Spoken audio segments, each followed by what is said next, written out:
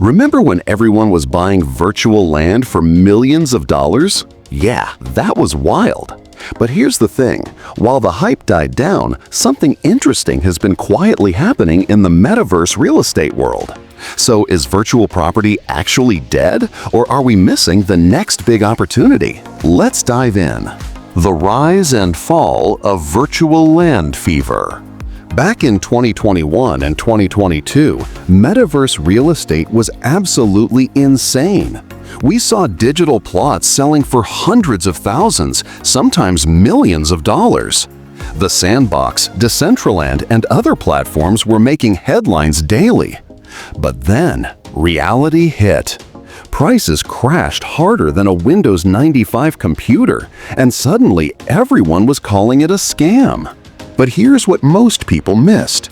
The crash wasn't necessarily about the technology failing. It was about unrealistic expectations meeting market correction. What's actually happening now?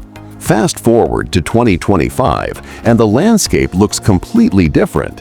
Instead of speculation-driven buying frenzies, we're seeing actual utility emerge. Companies are quietly building real experiences in virtual spaces.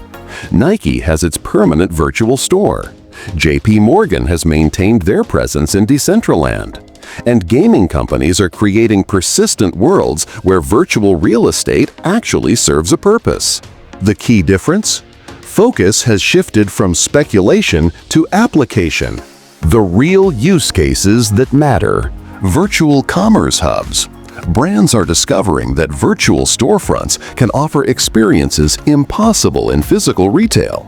Think interactive product demos, global accessibility, and zero inventory costs. Gaming economies. In games like Roblox and Fortnite, virtual real estate isn't just decoration, it's functional space for events, games, and social experiences that generate real revenue. Remote workspaces.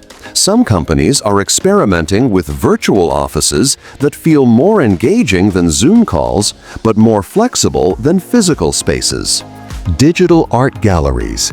Artists are creating immersive exhibition spaces that can be visited by anyone, anywhere, without the overhead of physical gallery space.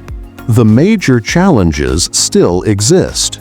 Let's be honest, metaverse real estate still faces serious hurdles. User adoption remains low outside of gaming. The technology still feels clunky to many people. And most importantly, there's no unified metaverse. It's fragmented across different platforms that don't talk to each other.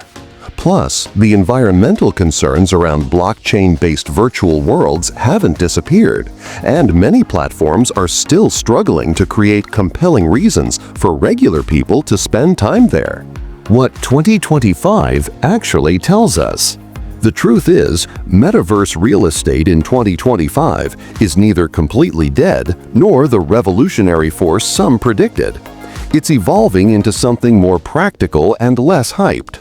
The platforms that survive the crash are the ones focusing on actual utility rather than just speculation. For investors and businesses, this might actually be good news. Lower prices, clearer use cases, and less noise mean real opportunities for those who understand what they're building toward. So is metaverse real estate dead or the next big thing? It's neither. It's becoming what it probably should have been from the start, a specialized tool for specific applications rather than a universal solution for everything. If you're thinking about getting involved, focus on platforms with active users and real utility. Skip the speculation and think about what you can actually build or do with virtual space that serves real people. A lot of people will say, well, what makes it valuable? You know, anyone can go create metaverse land. It's infinite. And it's somewhat true, but like the example I always use is like in the real world, land is pretty infinite. Only 10% of the land in the world is actually used. There's a reason, you know, I live in Vegas, you live in Phoenix. There's all this land in between Vegas and Phoenix, and it's literally like worthless. It's just desert. It's just desert because nobody's there. Yeah. And so there's going to be a bunch of metaverses that are made in the interim, but nobody will be there because there's only so many people who are going to participate in the metaverse. Right. Just like social media. What do you think? Are you seeing interesting developments in virtual worlds, or is this whole thing still too early?